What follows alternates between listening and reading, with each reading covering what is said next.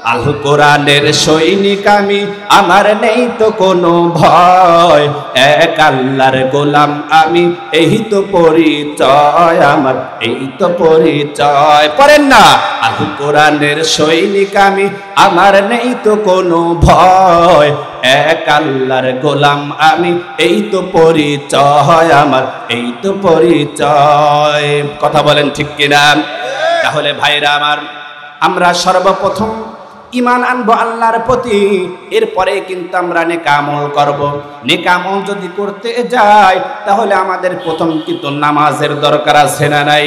আমরা নামাজ কিন্তু পড়ি, দেখবেন বর্তমান মুসল্লি কিন্তু বেড়েছে, কিন্তু ঈমানদার কমেছে। কথা বলেন ঠিক কিনা? সর্বপ্রথম যেই নামাজ পড়তে হবে, নামাজে আমাদের মনোযোগ আসে না কেন রে ভাই? নামাজের মধ্যে আমাদের মনোযোগ কেন আসে না? নামাজের অর্থগুলি বুঝে বুঝে যদি আপনি সূরা কিরাত এই অর্থ বুঝে বুঝে যদি নামাজ পড়তে পারেন, তাহলে মহান রব্বে কাবা কবুল করবেন। আমরা অর্থ বুঝি না, শয়তান শুধু ধোঁকা দেয়, ধোঁকা দেয়। কথা বলেন ঠিক কিনা? বান্দা যখন বলে আল্লাহু আকবার, বলে নামাজে তাকবীর তাহরিমা বাঁধে। আল্লাহু আকবার অর্থ হচ্ছে আল্লাহ তুমি তো বড়, তুমি তো মহান। কথা বলেন ঠিক কিনা? দুনিয়ার জমিনে আর বড় কেউ নাই, কেউ নাই রে মালিক, তুমি একমাত্র আমার রব আল্লাহ, তুমি একমাত্র আমার রব আল্লাহ। তুমি ছাড়া আমার আপন বলতে কেউ নাই। আমার মা আপন না, আমার বাবা তো আপন না, আমার বিবিও তো আপন না, সন্তানও আপন না। একমাত্র বান্দা যখন আল্লাহু আকবার বলল, নিয়ত বাঁধলো আর বলল আল্লাহ তুমি তো মহান, তুমি তো বড়, আমার আর কোনো প্রভু নাই, কোনো রব নাই। দেখবেন মা বাবা যদি সন্তানের ওপর রাগান্বিত হয়, ওই সন্তানকে বাবা ঘাড় ধাক্কা দিয়ে বের করে দেয়। বাবার মনে কিন্তু কষ্টও লাগে না, কষ্টও লাগে না। বাবা ঘাড় ধাক্কা দিয়ে বের করে দেয় বাড়ি থেকে, সন্তান তুই যা যা যা, বাড়ি থেকে বের হয়ে যা। কিন্তু মার কলিজায় এমন আঘাত লাগে রে বাজান, মান করিলায় এমন আঘাত লাগে, মা কিন্তু সহ্য করতে পারে না, মনে মনে কিন্তু অনেক কষ্ট পায়। কথা বলেন ঠিক কিনা? বাবা যখন বাড়ি থেকে কাজে চলে যায়, ওই সন্তানকে চুরি করে হলেও কিন্তু মা খানা খাওয়ায়। বাজান রে, মা যখন খানা খাওয়ায় আর সন্তানকে বলে দেয় বাবা রে, তোর বাবা আসবার আগে তুই বাড়ি থেকে বের হয়ে যা, তোর বাবা এসে যদি দেখে তুই বাড়িতে আসছিস তাহলে আমাকেও মারবে, তোকেও মারবে। কথা বলেন ঠিক কিনা? তাহলে দেখেন মার কলিজার মধ্যে কত মায়া, কিন্তু আমার রব বলেন ৯৯ ভাগ মায়া আমি আল্লাহ রেখেছি, ১ ভাগ মায়া তামাম পৃথিবীর মানুষকে দিয়েছি। মায়ের কলিজায় যদি ১ ভাগ মায়া হয়, তাহলে ওই সন্তানের প্রতি কত মায়া লাগায়। আর যে আল্লাহ ৯৯ ভাগ মায়া বান্দাকে মাফ করার জন্য রেখেছেন, চিৎকার দিয়ে বলেন না সুবহানাল্লাহ। দুনিয়ার ছোট ঘর লাগে যদি কারিগর, এই পৃথিবীর কি লাগবে না? কথা বলেন ঠিক কিনা? দুনিয়ার ছোট ছোট ঘর তৈরি করতে যদি কারিগরের প্রয়োজন হয়, তাহলে তামাম পৃথিবী যে তৈরি হয়েছে এর একজন কারিগর আছে না নাই? আর জোরে বলেন আছে না নাই? দুনিয়ার ছোট ঘর লাগে যদি কারিগর, এই পৃথিবীর কি লাগবে না? এত বড় পৃথিবী কারিগর ছাড়া কি তৈরি হতে পারে বলো না? ঠিক কিনা? আরে সেই কারিগর তো আল্লাহ তাআলা, লা ইলাহা ইল্লাল্লাহ, জোরে লা ইলাহা, লা ইলাহা ইল্লাল্লাহ মুহাম্মাদুর রাসূলুল্লাহ। সকলে পড়ি সাল্লাল্লাহু আলাইহি ওয়াসাল্লাম। অধ্যকার মাহফিলের সম্মানিত সভাপতি, প্রধান অতিথি, বিশেষ অতিথি আইম্মায়ে মাসাজিদ, উলামা ইকরাম, ফজলা ইজম, এ জাতির শ্রেষ্ঠ সন্তান, মানুষ গড়ার কারিগর, প্রিয় শিক্ষক মণ্ডলী, বিভিন্ন স্কুল কলেজ ইউনিভার্সিটির ছাত্র বন্ধুরা এবং আমার সামনে উপবিষ্ট আছেন যুবক বন্ধুরা, মুরব্বী বাবাজিরা, পর্দার আড়ালে লুকিয়ে থাকা আবেদা, সলেহা, জাকেরা, মা ও বোনেরা, সকলের প্রতি রইল আমার দিল খোলা সালাম। আসসালামু আলাইকুম ওয়া রাহমাতুল্লাহ। কি ব্যাপার, এখানে কি গোরস্থানের ওয়াজ করা হচ্ছে? তাহলে আপনারা এখনই ঘুমায় পড়ছেন, ঘটনা কি? আমি সালাম দেই, আবারও সালামের জবাব জোরে সরে দিবেন। আসসালামু আলাইকুম ওয়া রাহমাতুল্লাহ। আমি প্রথমেই জানতে চাই আপনারা কেমন আছেন? তাহলে আলহামদুলিল্লাহর আওয়াজ আসতে হবে না জোরে হবে? আমার আপনার নবী বলেন ইউহিব্বুল বিত্র, আমি বেজরকে ভালোবাসি, কিন্তু কম বেজর নয়। কম বেজর হচ্ছে 1, দ্বিতীয় বেজর হচ্ছে 3। অতএব টিপল বারের ন্যায় বাঘ সিংহের মতো গর্জন করে উচ্চ আওয়াজে উচ্চ কণ্ঠে কালিমাতুশ শুকর আদায় করব। সকলেই পড়ি আলহামদুলিল্লাহ। আরো জোরে বলি আলহামদুলিল্লাহ। আপনারা আজকে এই জান্নাতি বাগানে বসতে পেরে খুশি না বেজার? তাহলে খুশির আওয়াজ জোরে দিতে হবে, কথা বলেন ঠিক কিনা? আমরা এখানে বসতে পেরেছি, এজন্য আমাদের ইমানের দাম কমেছে না বেড়েছে? কাদের কাদের বিশ্বাস হয় দুটো হাত তোলেন তো। নারায়ে তাকবীর। আল কোরআনের আলো, আল হাদিসের আলো, কোরআন সুন্নাহ যেখানে, গান বাজনা যেখানে, নারায়ে তাকবীর। যাই হোক আলহামদুলিল্লাহ, যতগুলি মুসল্লি আছেন সামনে আলহামদুলিল্লাহ সবাই অ্যালার্ট, কথা বলেন ঠিক কিনা? এই জন্য আমরা যতক্ষণই আলোচনা শুনবো খুব মনোযোগ সহকারে, পারবো তো ইনশাল্লাহ? আল্লাহ পাক সকলকে কবুল করুক, সকলে বলে আমিন। আমি আপনাদের কাছে প্রথমে জানতে চাই, এই জান্নাতি বাগানে আমরা বসতে পেরে আমাদের ইমানের দাম কমেছে না বেড়েছে? সবার বিশ্বাস হয়তো ইনশাল্লাহ। আল্লাহর নবী রাহমাতুল লিল আলামিন নবী সাহাবীদেরকে ডাক দিয়ে বললেন, এর সাহাবীরা বলো তো দেখি, বলো সাহাবী কাদের ইমানের দাম সবচাইতে বেশি? সাহাবীরা বললেন, পয়গম্বর, মনে হয় নবী পয়গম্বর ইমানের দাম সবচাইতে বেশি। নবী আমার বললেন, না রে না সাহাবী, আরো ভালো করে বলো দেখি কাদের ইমানের দাম সবচাইতে বেশি? সাহাবীরা বললেন, ইয়া রাসূলুল্লাহ, তাহলে মনে হয় সাহাবীদের ইমানের দাম সবচাইতে বেশি। নবীজি আমার বললেন, না সাহাবী, আরো ভালো করে বলো না দেখি কাদের ইমানের দাম সবচাইতে বেশি? সাহাবীরা বললেন, ও পয়গম্বর, তাহলে মনে হয় শহীদের ইমানের দাম সবচাইতে বেশি। নবী আমার বললেন, না রে না সাহাবী, এখনো পর্যন্ত তোমাদের জবান থেকে সঠিক জবাব পাইলাম না। সাহাবীরা বললেন, ও পয়গম্বর, তাহলে আপনার পবিত্র জবান মোবারক থেকে আমরা একটু শুনতে চাই। নবী আমার বললেন, সাহাবীরে, তোমরা নবী পয়গম্বরের কথা বলেছো, সাহাবীদের কথা বলেছো, শহীদদের কথা বলেছো, এদের ইমান তো এমনিতেই মজবুত, কিন্তু হাঁটি হাঁটি পা পা করে যারা এই মাহফিলের ময়দানে এসে বসে গেছে, সাহাবীরে তোরা সাক্ষী থেকে যা, আমার ওই সমস্ত বান্দার ইমানের দাম আল্লাহর কাছে কোটি কোটি গুণ মর্তবা বেশি। চিৎকার দিয়ে বলেন না সুবহানাল্লাহ। তাহলে দেখেন আপনাদের ইমানের দাম কত। আল্লাহু আকবার। ভাইয়েরা আমার, শুধু এটাই শেষ নয়, আল্লাহ রাব্বুল আলামিন কুরআনুল কারীমের মধ্যে জানা দেন, লা ইন শাকারতুম লা আযীদান্নাকুম ওয়া লা ইন কাফারতুম ইন্না আযাবি লাশাদীদ। আল্লাহু আকবার। বান্দা, আমি আল্লাহর যখন শুকরিয়া আদায় করবি, শুকরিয়া নিয়ামত বাড়া দেন যিনি, তিনি হচ্ছেন কে? আরো চিল্লায় বলেন না কে?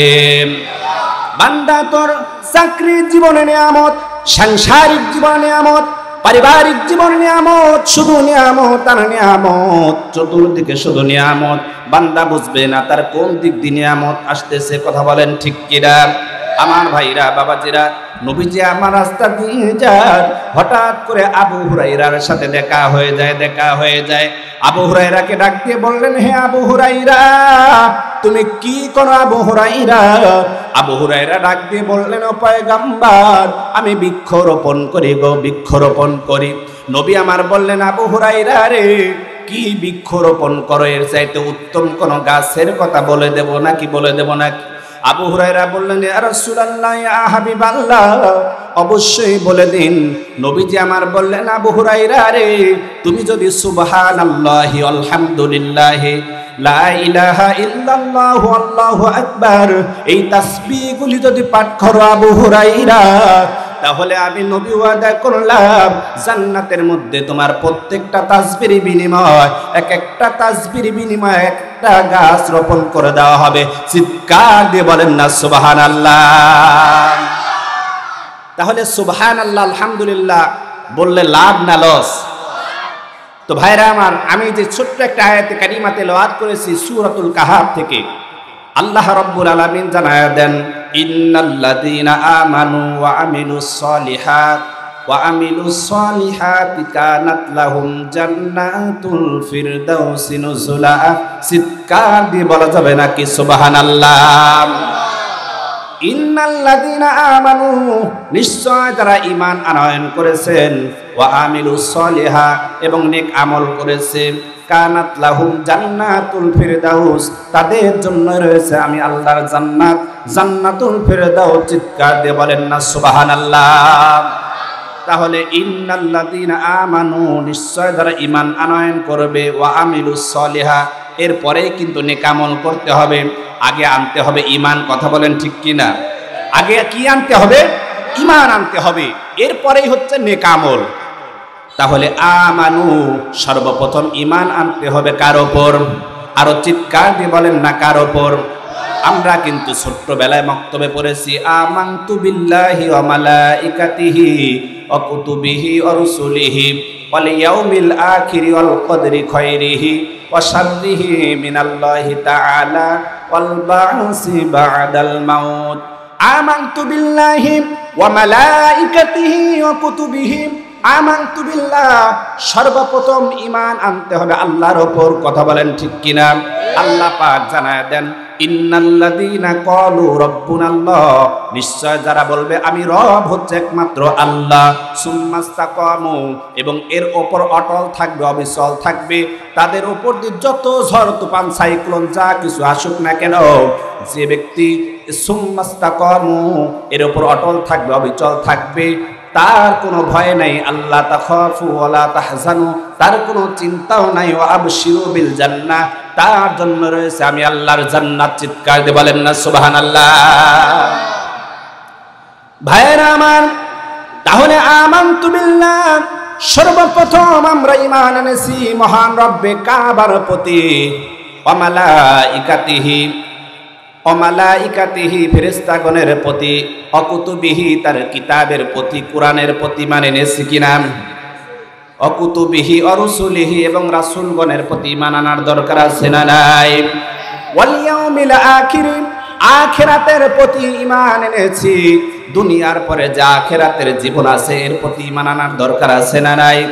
আরো চিল্লায়া বলেন আছে না নাই? আখিরাতের প্রতি ঈমান কেমন সাহাবীদের মধ্যে ছিল রে ভাই? আল্লাহর নবীর সাহাবী মাআজ ইবনে মালিক, দেখেন কেমন সাহাবী, আখিরাতের ভয় তাদের অন্তরের মধ্যে কেমন। মাআজ ইবনে মালিক আনসারী দাসীর সঙ্গে প্রেম করবার পর জিনার কাজে লিপ্ত হয়ে গেছেন, জিনার কাজে লিপ্ত। জিনা যখন সংগঠিত হয়ে যায়, ওই মাআজ ইবনে মালিক তিনি অনুতপ্ত, অনুশোচনা জেগে গেলেন, আহারে আমি বড় অপরাধ করে ফেলেছি, দুনিয়ার জমিনে আমার মনে অপরাধ আর কেউ নাই, আমার মতো গুনাহগার বান্দা মনে হয় পৃথিবীর জমিনে আর কেউ নাই, কেউ নাই। যখন তিনি ভুল বুঝতে পেরেছেন, নবীজির দরবারে দৌড়াস, ইয়া রাসূলুল্লাহ, ইয়া হাবিবাল্লাহ, ও পয়গম্বর, আমি মাআজ ইবনে মালিক বড় গুনাহ করে ফেলেছি, জিনা করে ফেলেছি, আপনি আমাকে তওবা করে পবিত্র করে দেন গো নবী। নবী আমার বললেন, মায়াজ রে, তুমি কি অপরাধ করে ফেলেছো? মায়াজ ইবনে মালিকের মুখে আবার যখন শুনলেন, ইয়া রাসূলুল্লাহ, ইয়া হাবিবাল্লাহ, আমি মায়াজ ইবনে মালিক জিনা করেছি, আপনি একটু তওবা করে পবিত্র করে দেন গো নবী। নবী আমার সঙ্গে সঙ্গে ঘাড়টা ফিরায়া নেয়। অপর প্রান্তে যখন আবার মায়াজ ইবনে মালিক গিয়ে বললেন, ও পয়গম্বর, আমি জিনা করেছি, আপনি আমাকে একটু তওবা করে পবিত্র করে দেন গো নবী। নবী আমার বললেন, মায়াজ রে, তুমি অপরাধ করেছো, আমার মহান রব্বে কাবার কাছে ক্ষমা চাও, ক্ষমা চাও। যিনি ক্ষমা করে দিবেন তিনি হচ্ছেন আমার রব আল্লাহ। চিৎকার দিয়ে বলেন না মারহাবা। এবার এই মায়াজ ইবনে মালিক দুই চোখের পানি দিদি বুকটা ভেজা দেয়, কান্দে আর দৌড়ায় চলে যায়। কিছু দূর যাবার পরে তিনি চিন্তায় বিভোর হয়ে গেলেন, চিন্তায় বিভোর হয়ে গেলেন। আহারে নবীজির কাছে বললাম, নবীজি বললেন মহান রব্বে কাবার কাছে মাপ চাও, ক্ষমা করে দিবেন। আসলে আল্লাহ রাব্বুল আলামিনের বান্দা এই মায়াজ ইবনে মালিক বড় সহায়ত্ব নিয়ে চিন্তায় পেরেশান। তিনি চিন্তা করে ফেললেন, মনে হয় নবীজি হয়তো ভেবেছেন আমি কোনো হাতের জিনা করেছি, চোখের জিনা করেছি, অথবা অন্তরের জিনা করেছি। না না না, হতেই পারে না। নবীজির কাছে গিয়ে আবার ভেঙে কথাটা বলি আমি, বাস্তব কি ঘটনা ঘটেছে। এবার মায়াজ ইবনে মালিক আবার দৌড়ায় নবীজির দরবারে আসে, এসে বলে, ইয়া রাসূলুল্লাহ, ইয়া হাবিবাল্লাহ, ও পয়গম্বর, আমি মায়াজ ইবনে মালিক বড় গুনাহ করে ফেলেছি, গুনাহ করে ফেলেছি। আমি এমন অপরাধ করেছি, ইয়া নবী আল্লাহ, আপনি যদি আমাকে একটু তওবা করে পবিত্র করে না দেন গো নবী, তাহলে আমার জাহান্নাম ছাড়া উপায় নাই, উপায় নাই। নবীজি আমার বললেন, মায়াজ রে, কি গুনাহ করেছো, কি জিনা করেছো, আমাকে একটু বলো না খুলে। এবার মায়াজ ইবনে মালিক দুই চোখের পানি দিদি বুকটা ভেজা দেয়, কাঁদতে আর বলে, ও পয়গম্বর, আমি এমন অপরাধ করে ফেলেছি, যেরকম ভাবে বৈধ স্বামী স্ত্রী মিলন করে ঠিক তদ্রুপ আমি অবৈধ ভাবে মিলন করে ফেলেছি। চিল্লা বলেন না মারহাবা।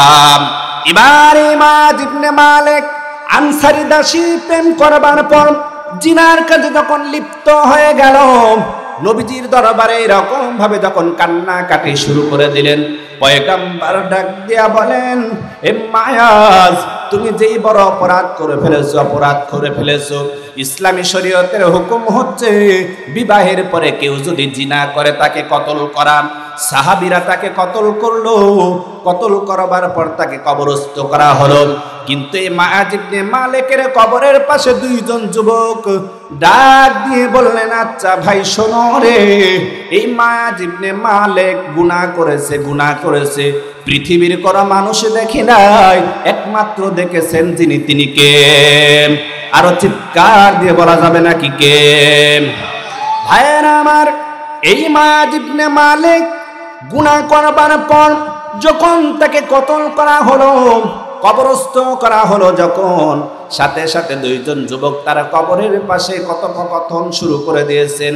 আহারে এই মায়াজ ইবনে মালিক গুনাহ করবার পর পৃথিবীর কোনো মানুষ জানে না, একমাত্র আল্লাহ রব্বুল আলামিন জেনেছেন। যদি নবীজির দরবারে না যাইতো তাহলে এলাকার মানুষ, সমাজের মানুষ জানতো না যে একজন জিনাকারী। কথা বলেন ঠিক কিনা? এখন নবীজির দরবারে যাবার পর সমাজের মানুষ জানতে পেরেছে একজন জিনাকারী ছিল, জিনাকারী ছিল।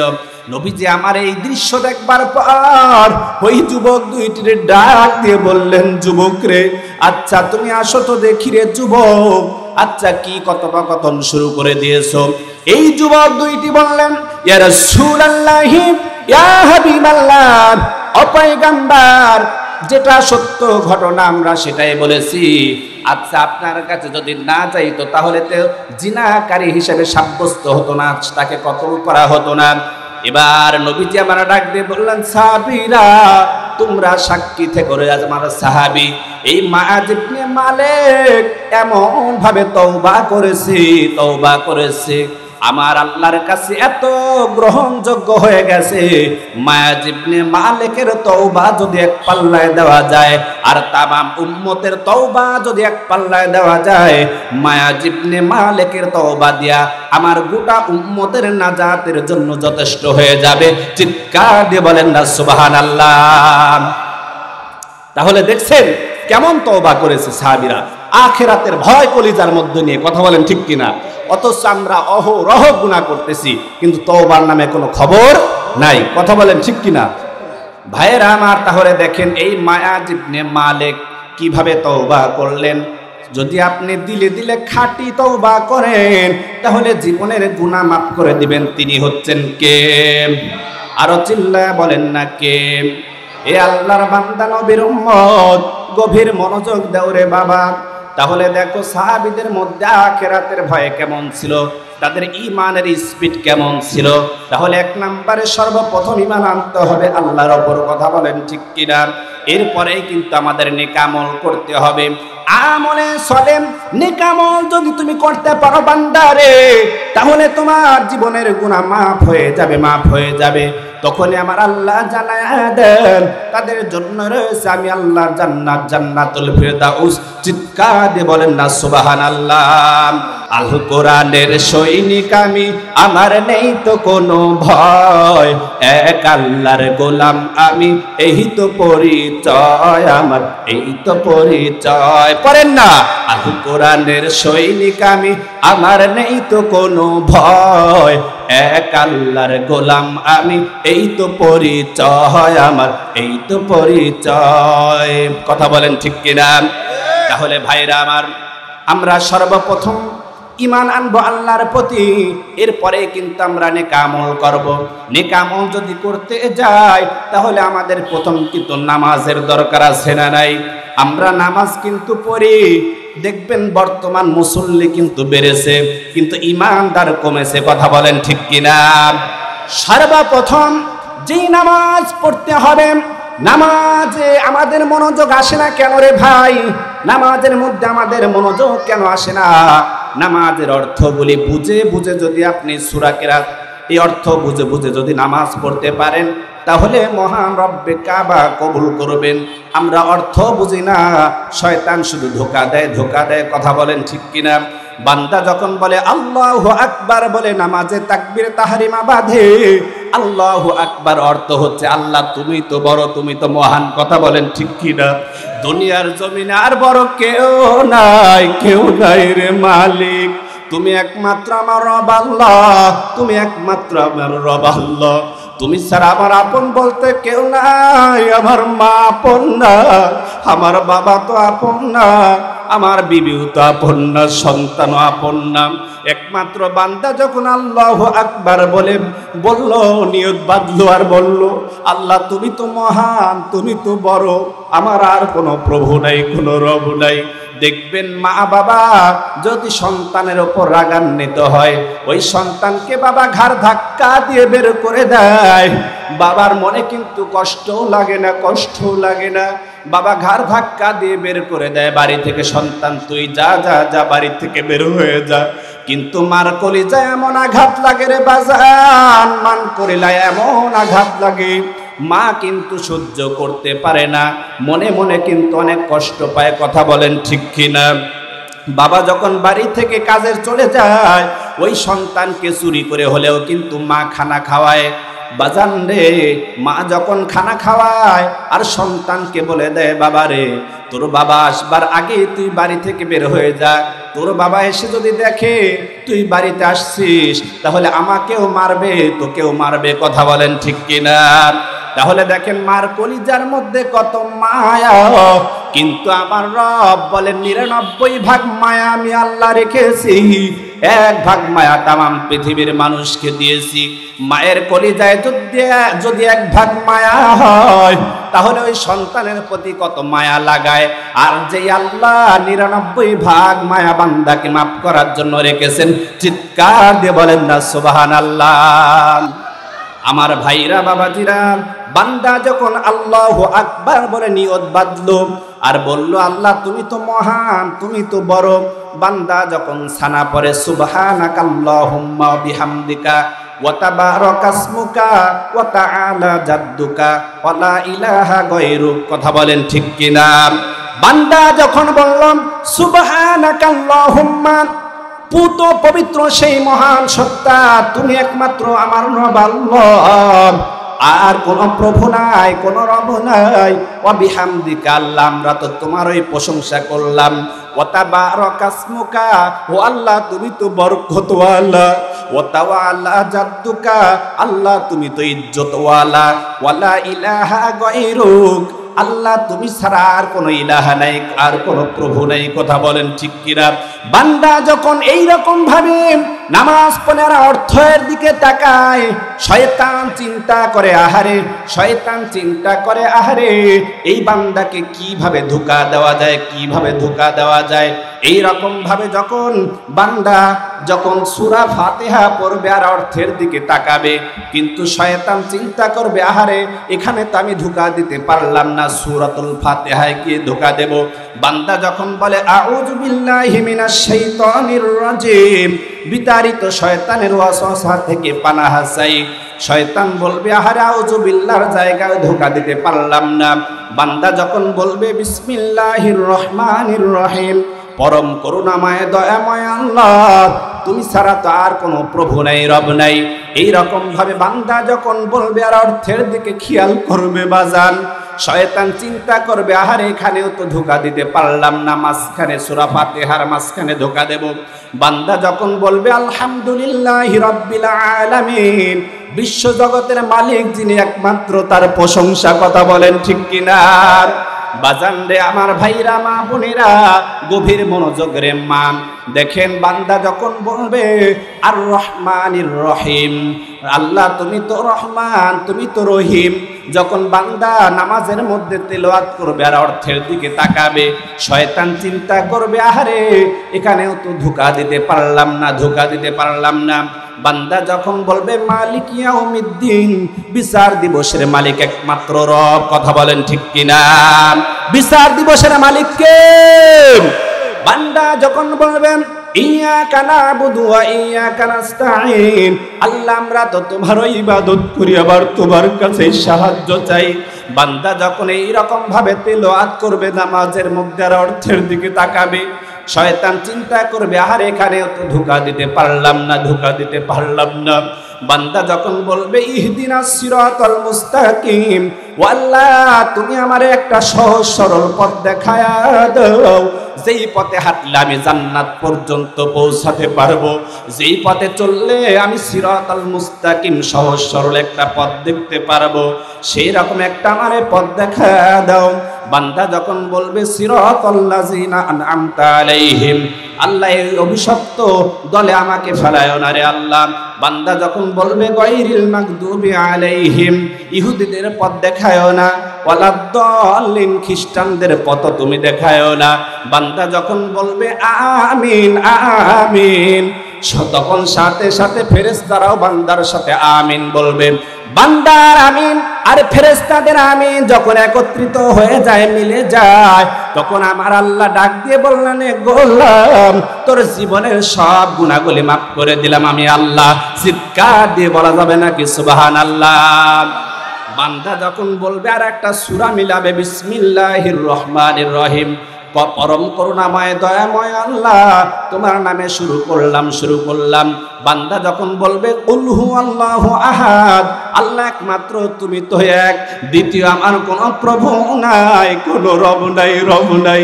বান্দা যখন বলবে লাম ইয়ালিদ ওয়া লাম ইউলাদ ওয়া লাম ইয়াকুল লাহু কুফুয়ান আহাদ, আল্লাহর কোনো সন্তান নাই, আল্লাহর কোনো মা নাই, বাবাও নাই। কথা বলেন ঠিক কিনা?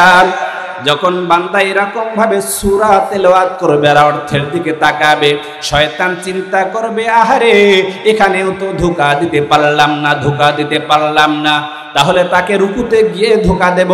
বান্দা যখন রুকুতে যাবে আর বলবে আল্লাহু আকবার, এর অর্থ হচ্ছে আল্লাহ তুমি তো বড়, তুমি তো মহান।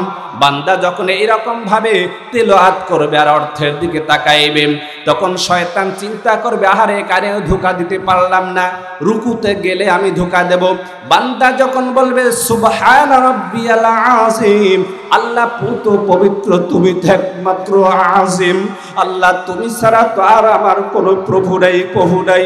বান্দা যখন সামি আল্লাহু লিমান হামিদা বলে প্রশংসা করবে কার? আরো চিল্লায় বলেন না কার? আল্লাহ যখন প্রশংসা করবে আমার মহান রব এত খুশি হয়ে যাবে, খুশি হয়ে যাবে। বান্দা যখন মাথাটা নোয়া মাটিতে যখন সিজদায় চলে যাবে আর বলবে সুবহান রাব্বিয়াল আ'লা, আল্লাহ তুমি তো উচ্চ মর্যাদা পুত পবিত্র একমাত্র রব, তুমি ছাড়া আমার আর কোনো প্রভু নাই, প্রভু নাই। যখন বান্দা রুকু সিজদা করা শেষ হয়ে যাবে রে বাজান, তখন বান্দা বলবে আত্তাহিয়াতু লিল্লাহি ওয়াস সালাওয়াতু ওয়াত তাইয়্যিবাত, আল্লাহ আমার আর্থিক ইবাদত, আমার শারীরিক ইবাদত, মানসিক ইবাদত একমাত্র সব তোমার জন্য আল্লাহ। আর দুনিয়ার কোন মানুষকে দেখানোর জন্য নামাজ পড়ি নাই, ইবাদত করি নাই। বান্দা যখন এইরকম ভাবে নামাজের মধ্যে তিলাওয়াত করবে আর অর্থের দিকে তাকাবে, আমার আল্লাহ রাব্বুল আলামিন সাথে সাথে এই বান্দার জীবনের গুনাহ মাফ করে দিবে। চিৎকার দিয়ে বলা যাবে নাকি সুবহানাল্লাহ? তাহলে আমরা সেই নামাজ ঠিক মতো পড়ব তো ভাই? আমরা নামাজ পড়ি ঠিকই, কিন্তু আমাদের ঈমান হচ্ছে লড়ভরে। কথা বলেন ঠিক কিনা? ঈমান আমাদের ভালো না। এই জন্য আমরা নামাজে দাঁড়াইলে ব্যবসার কথা, চাকরির কথা, সমস্ত দুনিয়াবি কথা খেয়াল, কথা বলেন ঠিক কিনা? এই জন্য আমরা নামাজের দিকে যদি খেয়াল করি, অর্থের দিকে খেয়াল করি, অবশ্যই সেই নামাজ আল্লাহর দরবারে কবুল হবে। আমি আশা করব সকলেই নামাজের জন্য যেই সূরাগুলো আছে, অন্তত কমপক্ষে 4টি সূরা যদি আপনি সঠিকভাবে তেলাওয়াত করা শিখেন এবং এর অর্থ বুঝে বুঝে পড়েন, তাহলে অবশ্যই আল্লাহর দরবারে কবুল হবে। এই জন্য আমরা চেষ্টা করব আল্লাহ পাক যেন আমাদেরকে কবুল করেন।